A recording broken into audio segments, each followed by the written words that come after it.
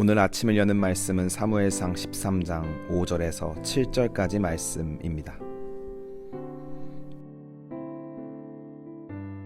블레셋 사람들이 이스라엘과 싸우려고 모였는데 병거가 3만이요 마병이 6,000명이요 백성은 해변의 모래알같이 많더라.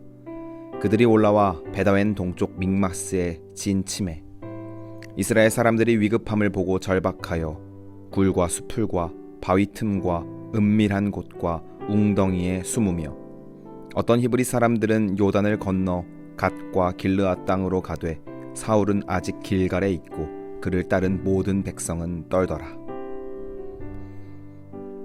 사무엘상 13장 말씀은 이스라엘과 블레셋 간의 전쟁을 우리에게 소개하고 있습니다.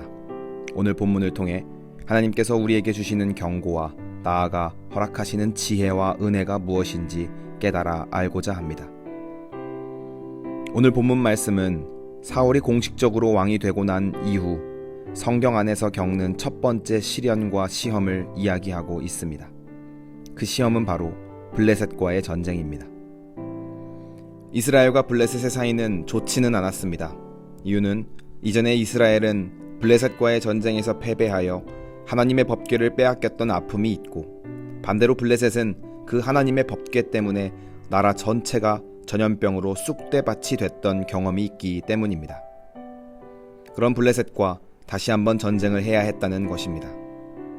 그렇다면 이 전쟁은 왜 일어났을까요? 그것은 사울의 아들인 요나단이 이 전쟁의 발단이 되었습니다. 상황은 이러합니다.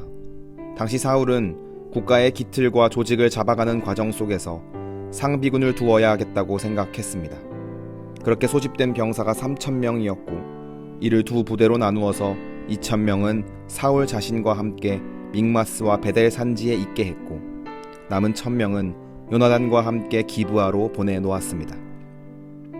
그런데 정확한 이유는 알 수 없지만 요나단이 이끌고 있는 부대가 블레셋의 요새를 공격합니다. 이에 블레셋은 이 전쟁을 완전한 전면전으로 바꾸어 본격적인 전쟁을 준비합니다. 그렇게 블레셋 군대가 이스라엘 진영으로 진군하기 시작하는데 블레셋의 군대의 숫자가 이스라엘 군대의 숫자와는 비교할 수도 없이 많았습니다. 병거만 3만이었고 기마병은 6,000이었습니다. 게다가 보병의 숫자는 바다의 모래알처럼 많아서 셀 수도 없었다고 이야기합니다. 그 블레셋 군대가 고작 3,000명의 군대를 짓밟기 위해 전진했고 믹마스에 올라와 진을 쳤습니다. 이러한 상황이 되자 이스라엘 백성들의 반응은 6절과 7절 말씀의 총 3가지로 나뉩니다. 절박하여, 숨으며, 떨더라 라고 말합니다. 블레셋의 막강한 군대가 자신들의 눈앞까지 치고 들어오자 사울을 따르는 백성들이 공포와 두려움에 잠식되어 헤어나오지 못하는 모습을 보여줍니다. 심지어는 아예 요단을 건너 갓과 길르앗 땅으로 도망가는 히브리 사람들도 있었습니다. 오늘 우리는 이 이스라엘 백성들의 절박하여 숨으며 떨었던 3가지 반응을 주목할 필요가 있습니다. 왜냐하면 이전에 11장에서 암몬 족속과 전쟁을 치르던 때에 사울과 이스라엘 백성들의 모습과는 너무 다르기 때문입니다. 11장에서 사울과 그의 군대들의 모습은 일사불란하고 용맹스러운 모습을 보였습니다. 백성들이 두려워 떨고 있을 때에 사울이 그들을 격려하며 용기를 북돋아줬고 새벽에 적진 한가운데로 들어가 암몬 사람들을 쳐서 흩어버렸습니다. 심지어 이 사건은 사울이 공식적으로 왕이 되기 전의 일입니다. 그런데 오늘 왕이 되고 난 이후 블레셋과의 첫 전쟁에서 사울과 그의 군대들이 보인 모습은 볼품없기 짝이 없습니다. 사울조차도 이 상황을 어찌 해결해야 할지 몰라서 헤매고 있습니다. 우리가 주목해야 할 것은 암몬 족속과의 싸움이나 오늘 블레셋과의 전쟁이나 모두 같은 지도자와 같은 백성들이 겪은 사건이라는 사실입니다. 그런데 두 싸움에 임할 때 사울과 이스라엘 백성들의 모습은 확연한 차이를 보입니다. 그렇다면 그 이유는 무엇일까요? 그것은 바로 두 전쟁 사이에 큰 차이점이 하나 존재하기 때문입니다.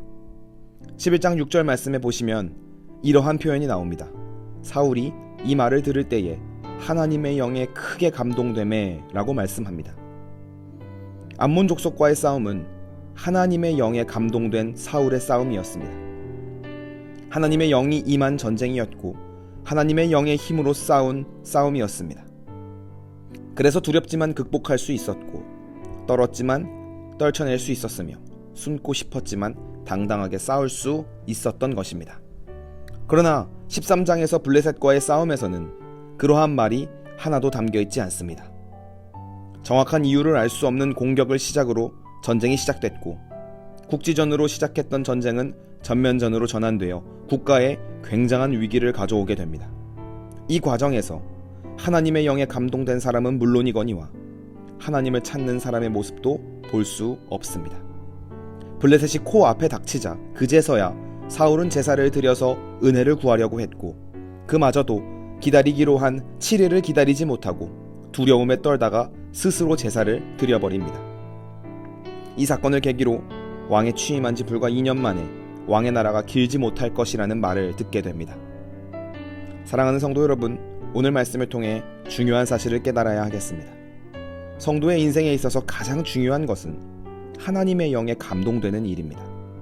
성도는 하나님의 영이 임하고 그 영이 이끄시는 방향으로 살아가는 힘을 길러야 합니다. 오늘 이스라엘의 전쟁은 얼마나 많은 병사들이 모여 있고 얼마나 많은 준비가 되어 있는지를 묻는 싸움이 아니었습니다. 하나님의 영에 감동된 자들이 그분의 인도하심에 따라 싸우고 있는지 아닌지가 중요한 싸움이었습니다. 오늘 우리들의 일상의 삶 속에서도 수많은 어려움과 아픔과 고난과 역경들이 존재할 것입니다. 그 시간을 지날 때에 우리가 가장 중요하게 생각해야 하는 원리는 무엇입니까? 성도는 하나님의 영이 임하고 하나님의 영이 주도하는 길을 따라가야 하겠습니다. 우리의 인생의 모든 순간은 우리의 실력이나 탁월함, 우리의 주도 면밀함과 의지에 달려있는 싸움이 아니라 하나님의 영이 임재하는가의 싸움이라는 것을 반드시 기억해야 하겠습니다. 육체와 숫자가 결정하는 싸움이 아닌 영적 전쟁이자 신앙의 싸움임을 기억하시기를 소망합니다. 오늘 하루를 살아가시면서 하나님의 영에 감동되어 그 영이 이끄시는 곳에서 승리를 경험하는 모든 성도님들이 되시길 간절히 소망합니다.